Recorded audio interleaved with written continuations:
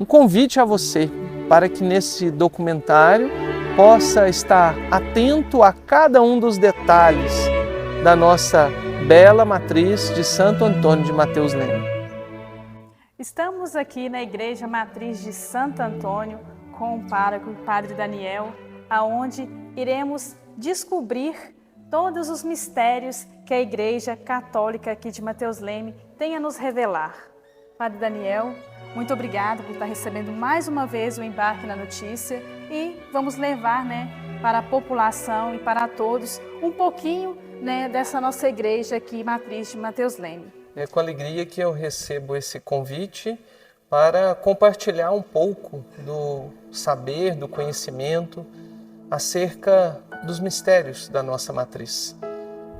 Com esse documentário nós queremos apresentar um pouco do barroco, como se instalou a nossa matriz aqui na cidade de Mateus Leme, como esse templo foi erguido, quais as suas características, e também levar às pessoas um pouco do tesouro que nós temos aqui, que muitas vezes, por falta de conhecimento, falta de informações, as pessoas desconhecem a grandiosidade de tudo que essa nossa matriz tem.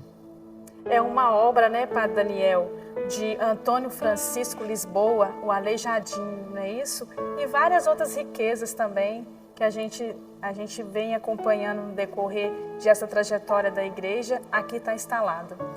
Isso é um mito. É quase improvável que Aleijadinho tenha pisado em Mateus Leme. Porém, qual era o estilo de trabalho da época? Existiam os grandes mestres. Dentre eles está Aleijadinho. É bem provável que quem tenha entalhado, sobretudo o altar-mor, aqui da matriz de Mateus Leme, seja um discípulo de Aleijadinho. Isso a gente percebe pelo anjo que está colocado lá no alto do altar-mor. Assim como também a outra imagem do Senhor, de Deus, que sustenta o mundo.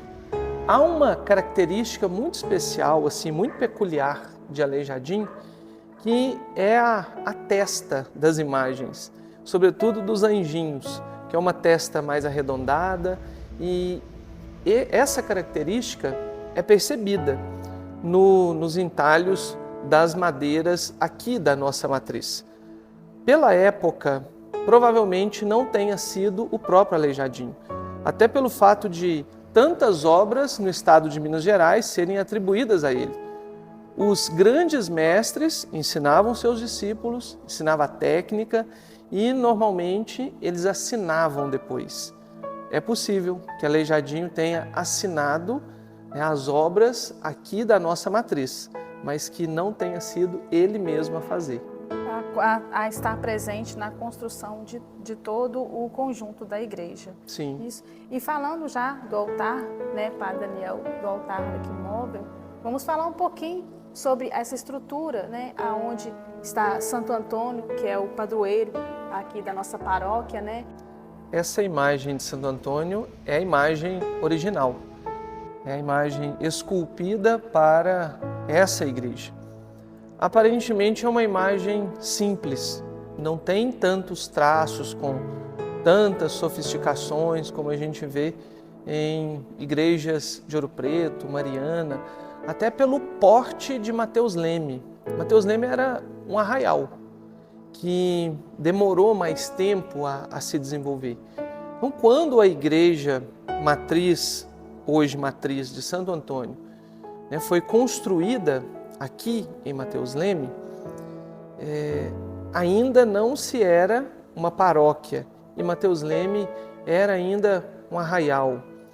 2.800 almas eram contabilizadas nos livros de tombo da nossa paróquia. Então, pouca gente para esse lugar. Isso datando mais ou menos do final do século XIX. Então, era uma igreja de roça, vamos dizer assim.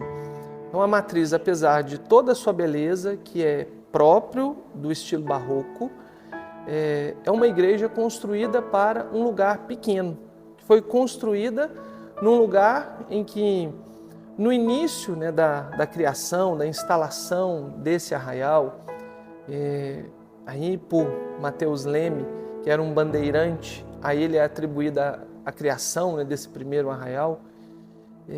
Normalmente as cidades cresciam ao redor da igreja.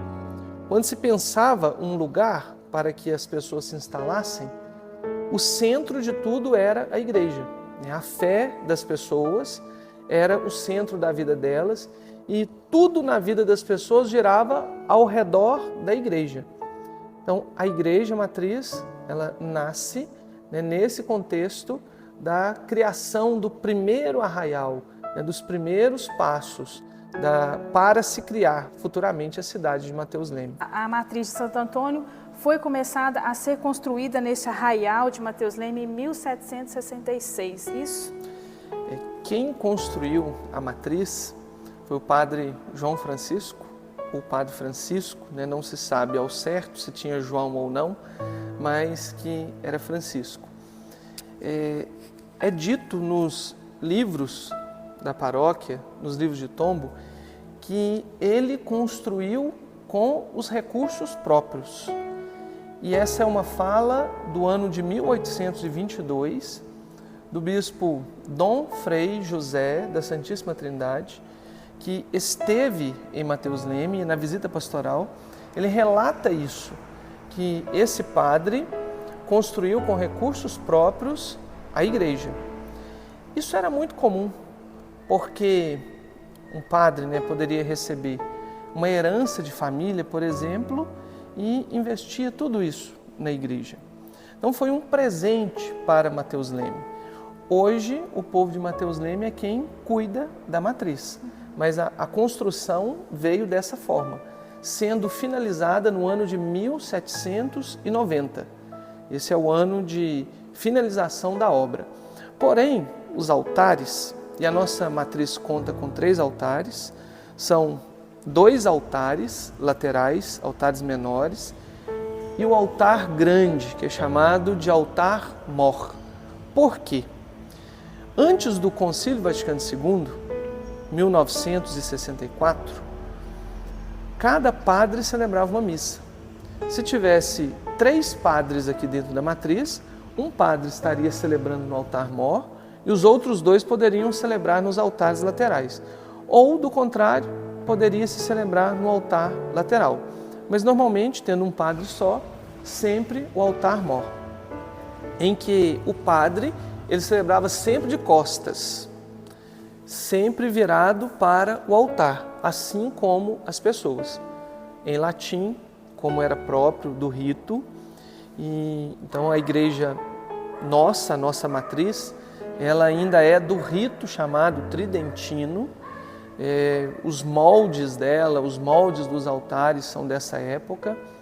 E mesmo que a construção tenha sido finalizada no ano de 1790, apenas lá em 1851, em outra visita pastoral, é relatado que apenas o altar da direita, o altar lateral da direita, estava pronto, finalizado.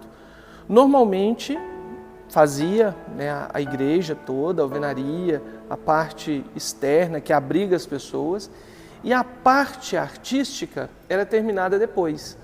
Então, o primeiro altar a ser terminado foi o altar da direita, que seria a parte artística. Os artistas entalhavam a madeira e depois vinham com o acabamento, inclusive com o douramento de ouro que vinha ali ao final. De fato, assim, a nossa igreja tem esse douramento, né, tem o ouro também nos altares. Não é tanto quanto, né, as igrejas de Tiradentes, Mariana, Ouro Preto, São Francisco, em Salvador, na Bahia, porque é uma igreja de um arraial, é uma igreja de roça, construída para essa finalidade inicialmente. E a gente aqui no altar, né, Padre Daniel, você falou que ainda eles são praticamente quase banhados a ouro, o altar. Função ali do Cristo ressuscitado para as pessoas que ainda não entendem, né, o motivo por que o Cristo fica no centro, né, do altar. No altar, hoje, nós utilizamos esse altar, que já é do Concílio Vaticano II, em que o padre está voltado para a Assembleia. O antigo é aquele que está com a toalha branca ali atrás, é o altar onde o padre celebrava a missa. Quando era o costume latino. Isso. Abaixo do pano tem uma pedra, chama-se Pedra d'Ara. Então o pão e o vinho eram colocados em cima dessa Pedra d'Ara, que traz também uma relíquia de um santo. Todos os altares eram consagrados dessa forma, a pedra com uma relíquia. A pedra está lá. Logo acima, o sacrário, onde eram colocadas as reservas eucarísticas, onde a Eucaristia consagrada na missa, ela fica reservada aos doentes. Normalmente o santo, o padroeiro da igreja, ocupava o lugar mais alto, como é o caso aqui da imagem de Santo Antônio. Hoje a gente já tem uma descaracterização das imagens, porque quando veio a reforma litúrgica, inclusive da mudança do altar, da posição do padre, da língua latina para a língua vernácula, no nosso caso o português, muitos padres interpretaram que agora a igreja mudou completamente. E Matheus Leme, infelizmente, nesse caso, podemos dizer infelizmente, contou com a presença de alguns padres holandeses, que traziam uma tradição ainda maior de reforma, de mudar o contexto da fé, até desrespeitando a nossa tradição mineira, a nossa tradição barroca. E acabaram vendendo peças, doando peças, que têm um valor enorme. Então a nós sobrou Santo Antônio, temos ali a Nossa Senhora do Rosário, que provavelmente não é o lugar dela, é no outro altar, onde temos lá outras imagens que dizem respeito à tradição de Nossa Senhora do Rosário. Esse São José é um São José novo, de gesso, então não tem esse valor histórico. E há uma característica nesse altar-mor, o branco de fundo e o douramento, que é um estilo chamado rococó. Faz parte, o branco e o dourado exatamente para destacar o douramento. E o que tem de dourado é ouro, mas não é um ouro que dá para raspar e retirar. É um ouro preparado para essa finalidade. E aí quando a gente fala de ouro nas igrejas, isso era muito comum, porque século XVIII era o período da alta exploração do ouro nas Minas Gerais. Então o ouro era muito fácil de se conseguir. E os primeiros moradores de Matheus Leme vieram inclusive em busca do ouro. Já houve escavações aqui, já houve mineração do ouro em Matheus Leme. E depois, com a finalização disso, a população que ficou, as almas que ficaram, como o livro de Tombo fala, migraram para a agricultura e a pecuária. Então a história de Matheus Leme se mistura também com a história da fé, com a história da nossa matriz. E podemos ver, Padre Daniel, que o altar ele é todo revestido em pedra. Explica um pouquinho para a gente essa questão da pedra no altar. É o estilo mesmo do barroco ou foi originado de uma outra forma para ser colocado aqui? Basicamente, o barroco, quando nasce na Europa, em Roma propriamente, na Itália, no século XVI, a Itália utilizava, como utiliza ainda hoje, a pedra para as construções. A nossa matriz também, as paredes são de pedra, nós temos o arco do triunfo de pedra, também nas portas laterais nós temos pedra, do lado de fora há pedras também para embelezar a matriz. Aqui o altar é de pedra e exatamente para dar a ideia de algo sólido, que não vai se destruir. E normalmente o restante da igreja era de madeira. Eu não tenho fontes para comprovar, mas eu tenho praticamente total certeza de que o piso era um assoalho de madeira e com aquilo que era próprio da época. E a gente tem que fazer uma leitura histórica, não uma leitura crítica. Preciso ter cuidado com isso, para que quando a gente traz um pouco da história, que a gente não venha com as questões preconceituosas de hoje, a compreensão, para dessa forma não entender a história. Os homens brancos não se misturavam com os homens pretos, como também os homens pobres não se misturavam com os homens ricos.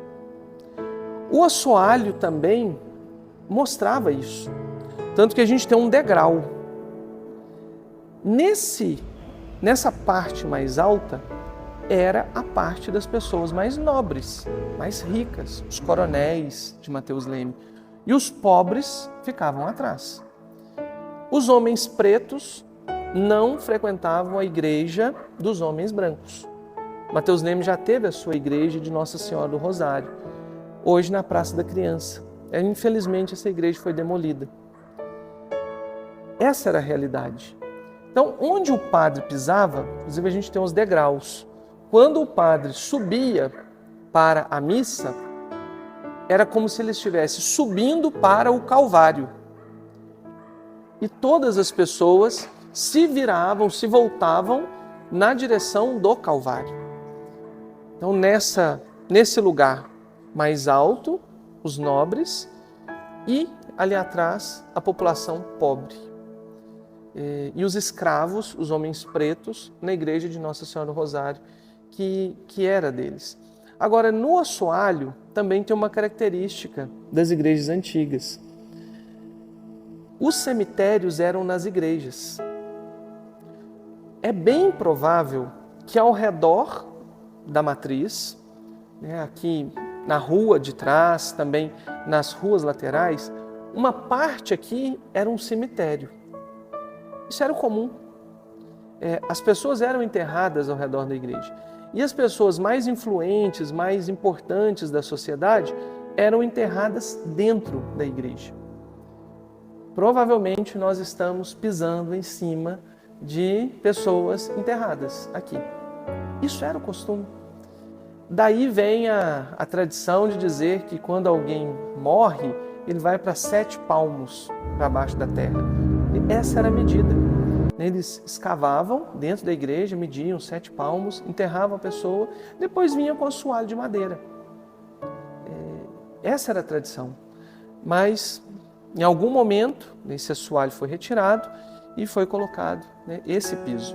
Então, esse piso não é original. Já esse de pedra, sim. Que é a tradição barroca, construída na pedra. Inclusive, as primeiras igrejas barrocas, datadas ali do século XVI na Itália, a fachada toda de pedra e com alguns detalhes, como esse, por exemplo, que sustenta as colunas. Então, a ideia do barroco é uma ideia de algo que é poderoso, que sustenta a fé das pessoas. Porque o contexto do século XVI, em que nasce o barroco, é uma tentativa, junto com a Contra-Reforma, de levar os fiéis a rezar mais. Logo ali, no início do século XVI, Martinho Lutero trouxe a Reforma Protestante, em que ele discordava de muitas práticas da igreja e fixa as suas 95 teses na catedral, na Alemanha, e a partir dali começa um movimento de reforma da fé. Então a Igreja Católica vem com a Contra-Reforma. O Barroco vem junto com a ideia da Contra-Reforma. Enquanto o mundo está resgatando as tradições renascentistas, que é de colocar de novo o ser humano no centro, resgatar de novo os clássicos, inclusive da própria filosofia, Aristóteles, Platão, voltar as origens, há muita coisa que foi sendo esquecida com a Idade Média, agora é resgatado, né, com o Barroco. Se a ideia do Renascimento era a ideia da lucidez, da transparência, de muita luz em tudo, o Barroco traz um pouco de escuridão para a igreja. Mas o quê? Iluminado pelas janelas. Então a gente não tem vitrais coloridos no Barroco, mas nós temos janelas com vidro transparente.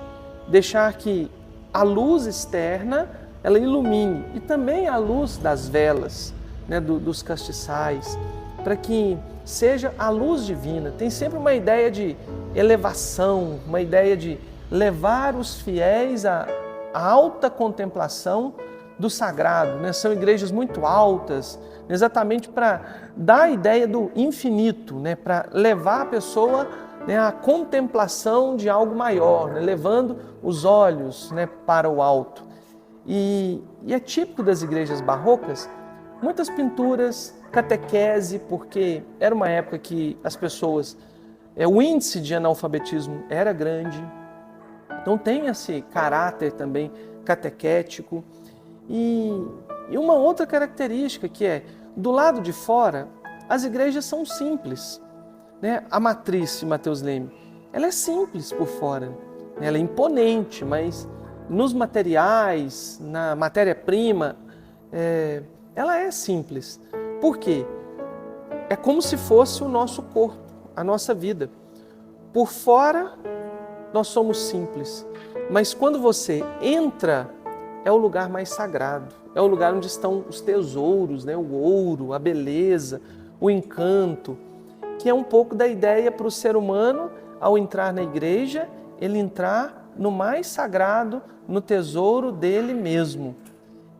Essa é um pouco da ideia do Barroco e que é transmitida, né, para a cultura mineira, né? Os portugueses vêm e trazem, né, a cultura do Barroco, né, para o Brasil, daí para Minas Gerais, e nosso Barroco ganha um toque especial até pelos grandes mestres que a gente tem, Aleijadinho, Mestre Ataíde, que dão o seu toque próprio ao nosso Barroco. Padre Daniel, podemos falar, né, um pouquinho sobre o teto da nave da Igreja Matriz de Santo Antônio, esses desenhos, né, que quando nós adentramos na igreja, a gente vê essas pinturas no teto. O objetivo do Barroco é elevar as pessoas ao infinito. E tinha essa característica de reeducar, reevangelizar as pessoas após a Reforma Protestante. Estamos aqui diante, né, de uma situação de catequese da Contra-Reforma. A arquitetura da nossa matriz já pensa numa forma de evangelizar e catequizar. O forro da matriz, ele tem o formato de um casco de navio, como se nós estivéssemos dentro desse navio, dentro da barca. Olhando para o teto, nós vamos ver esse formato, né? O formato daquela parte que toca a água pelo navio. Só que esse barco está de cabeça para baixo. Por quê? Esse barco está navegando no céu. A igreja tem essa característica de um barco que navega no céu, porque nós somos cidadãos do céu, nós não somos da terra. Nós estamos na terra, mas nós somos do céu. Essa é a primeira característica. Então nós estamos dentro de um navio que, ao olhar para o teto, nós vamos ver que ele não está navegando nas águas, mas ele está navegando no céu. Aqui nós temos ao centro Santo Antônio e a Virgem Maria. Então é uma bela pintura que pode ser de algum discípulo do mestre Ataíde. E quando eu digo que pode ser, é porque existem elementos que são parecidos com outras obras, Então pode ser de algum discípulo, de alguém que, ao conhecer, né, um pouco do jeito, né, desse pintor, então quis também reproduzir com seu próprio jeito. E nós temos os 4 grandes doutores da Igreja Católica do Ocidente. Ali, São Gregório, inclusive com a tiara, que era a coroa dos papas, foi o Papa bem agora, recente, já no século XX, que num gesto simbólico vendeu a sua tiara e deu esse dinheiro para os pobres da África. É claro que isso não acabaria, né, com a fome da África, mas foi um gesto simbólico de que os papas não usariam mais a tiara papal. Então ali está São Gregório, um dos doutores, que é um dos reformadores também da igreja, do canto litúrgico, e sempre na defesa contra as heresias. Desse lado nós temos São Jerônimo, né, com a palavra de Deus na mão e traduzindo as Sagradas Escrituras. Do lado de cá nós temos Santo Atanásio, também bispo, né, com o livro das Escrituras na mão contra as heresias. E do lado de cá nós temos Santo Agostinho, que também é um dos doutores da igreja, e muito daquilo que nós conhecemos da fé, que nós sustentamos como doutrina, é obra de Santo Agostinho. Então, basicamente, seria isso. E nós temos, né, no restante, né, do teto, alguns detalhes também. A tradição oral de Mateus Leme diz que, antes de passar pela reforma, que haviam estrelinhas, né, no resto do forro, lembrando o céu, e é bem provável isso. Há muitas igrejas barrocas por aí, que ao olhar para o alto, né, você vê um céu estrelado. É bem provável isso. Padre Daniel, nós falamos um pouco, né, sobre o teto da nave, né, das pinturas. Agora fala um pouquinho sobre as pinturas, né, que estão nas laterais da nossa igreja matriz aqui de Santo Antônio. Essas pinturas na lateral da nave são pinturas mais novas. Não temos como comprovar qual a data da pintura delas, mas não são antigas como, né, as pinturas, o acabamento artístico que nós temos nos altares. Tanto de um lado quanto do outro, nós temos relatos da vida de Jesus. Desse lado, Jesus preso, inclusive com as cordas, né, ao redor do pescoço. Aqui Jesus, no Getsêmani, antes de ser preso, condenado e morto, quando sua sangue, e ele pede, né, Pai, se possível afasta de mim esse cálice. Então nós temos o cálice e ali uma imagem de Jesus criança entre os cordeirinhos, lembrando que Jesus é o cordeiro que dá a vida.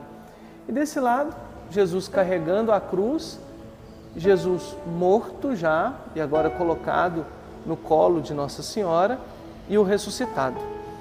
Há uma curiosidade nessa imagem do meio que nos chama a atenção. Há um vaso, né, colocado ali, uma bacia com uma toalha e o corpo de Jesus. Nós sabemos que o corpo de Jesus foi envolvido ainda em sangue. Por que nós sabemos disso? Há o sudário, que é o pano que envolveu o corpo de Jesus, né, com toda a marca do sangue. Mas ali nós temos uma bacia e o corpo de Jesus já sem sangue. Então é uma imagem que o artista retratou, mas diferente daquilo que nós conhecemos na tradição por causa do sudário. Mas é uma questão do artista e não dá para a gente saber o porquê o artista fez dessa forma. E ao fundo nós temos uma pintura de São João Batista batizando Jesus, que está junto ao batistério. Então a pia batismal, o batistério, bem no início, bem na entrada da igreja. Por quê? Os não batizados não podiam entrar na igreja. Então, a pessoa era batizada, a partir do momento que ela foi batizada, aí ela pode entrar na igreja. Há igrejas mais antigas em que o batistério, inclusive, é construído fora da igreja. A pessoa é batizada, só depois de passar pelo lugar, do batistério, ela pode entrar na igreja. Aqui, o mesmo esquema. O batistério está bem na entrada da igreja, porque só após o batismo, então a criança pode adentrar, no caso, o espaço da igreja. Padre Daniel, fala um pouquinho para nós sobre o arco, que está praticamente quase no centro da igreja Matriz de Santo Antônio, que ela é toda revestida em pedra. Na Europa, sobretudo, a gente tem vários arcos nas grandes cidades, chamados Arco do Triunfo. O Arco do Triunfo era sempre construído para comemorar as grandes vitórias nas grandes batalhas. Construía-se o arco e os soldados, os vencedores, passavam por debaixo dele para comemorar a vitória. Aqui nós temos como se fosse também um arco do triunfo. Primeiro, são colunas que sustentam a igreja, que a mantém de pé. E também tem a ideia de que nós passamos por ele e triunfamos. A Eucaristia era oferecida aqui, nesse lugar. Então aqui tem o lugar das pessoas se ajoelharem para comungar. Todas as pessoas comungavam de joelho. Então passavam pelo Arco do Triunfo. Era um sinal de vitória. A igreja, passar pela igreja, e os casamentos, a pessoa passava por debaixo, para rezar, vinha por aqui, o padre passava. Então é um sinal do triunfo, da glória que nós temos aqui, mas um triunfo e uma glória celestial.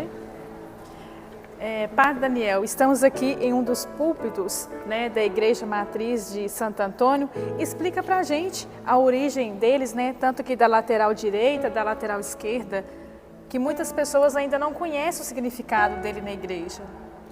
O púlpito era o lugar de onde o sacerdote proferia a homilia, chamada naquela época de sermão. A missa era celebrada no altar-mor, virado para o sacrário, para o crucificado, no sentido de estar voltado para o Calvário. E na hora do sermão, o padre se dirigia para o púlpito. São dois porque havia ocasiões em que dois padres poderiam fazer o sermão ao mesmo tempo. E um falava, parava e o outro começava a falar. Então isso era comum, era algo praticado na igreja. Então esse era o sentido. O púlpito é no meio da igreja, porque naquela época não se tinha microfone como hoje. Então era um lugar estratégico. Do púlpito, a igreja inteira nos escuta sem a necessidade de microfone. Esse era o objetivo, de colocar o púlpito no meio da igreja, como nós o temos, e um pouco mais elevado. Então a própria arquitetura favorece também que o som seja propagado no interior de toda a igreja, e desse modo todas as pessoas poderiam ouvir e compreender bem o sermão do padre. Padre Daniel, agora estamos aqui, quase no centro da Igreja Matriz de Santo Antônio. Vamos falar também um pouquinho aonde fica o coro, aqui da Matriz de Santo Antônio. O coro era o lugar, e ainda continua sendo, o espaço dos cantores que administram a música nas celebrações. Então, os ministros da música utilizam o coro para animar as celebrações. Antigamente, haviam também muitas apresentações artísticas, até orquestras utilizavam o coro para se apresentar. A missa, na verdade, era um momento, além de orante, era um momento das pessoas se divertirem também. Encontravam as pessoas, mas vinham à igreja como um espaço de passeio, de sair. Não se tinham muitas atividades para se fazer no século XVIII, século XIX. Então a missa era um evento, inclusive com a música que era administrada. Então o coro era esse espaço, né, para que os artistas, os músicos pudessem fazer as suas apresentações, também administrar a música da missa. Igreja Matriz de Santo Antônio, estamos com o Padre Daniel. Vamos falar um pouquinho sobre a fachada aqui da Igreja Matriz de Santo Antônio. A Igreja Matriz de Santo Antônio é uma arquitetura barroca. As volutas, né, que são essas partes, né, feitas de pedra que compõem e enfeitam, né, já demonstram o estilo barroco. A Igreja Matriz de Santo Antônio de Mateus Leme é uma construção da tradição do barroco. Barroco que nasceu na Itália no século XVI, mas que tem a sua expressão própria no Brasil e também no interior de Minas Gerais. Trazido pelos portugueses, o barroco vai retratar na sua exterioridade a simplicidade, para que ao adentrar o templo a gente possa mergulhar nos tesouros e no grande mistério, como também no ser humano. O que existe de mais nobre, de mais profundo, de mais valioso no ser humano está dentro. Na nossa igreja nós temos as volutas, que são esses adornos externos, esculpidos na pedra, que mostram o estilo barroco. Então a nossa igreja traz isso, e essa simplicidade. Temos duas torres, e as torres apontam sempre para o alto, de modo que todas as pessoas que passam pela rua, pela praça, possam olhar para a igreja e serem conduzidas para o céu, para o alto. Nas torres nós temos os sinos. Não é mais uma tradição cultivada hoje entre nós, mas por muito tempo os sinos foram a fonte de comunicação de muitos acontecimentos.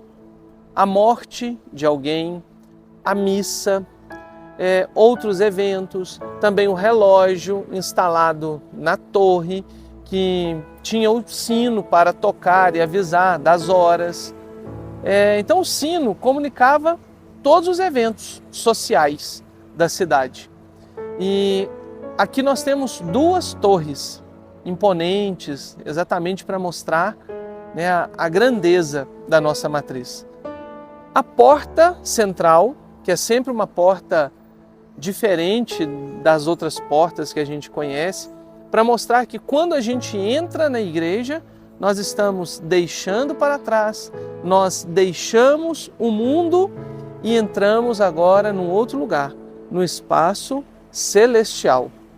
É um pouco daquilo que exteriormente nós temos na matriz, que é construída de pedra, inclusive as paredes, e na época como que se usava, porque não havia muito recurso para as construções.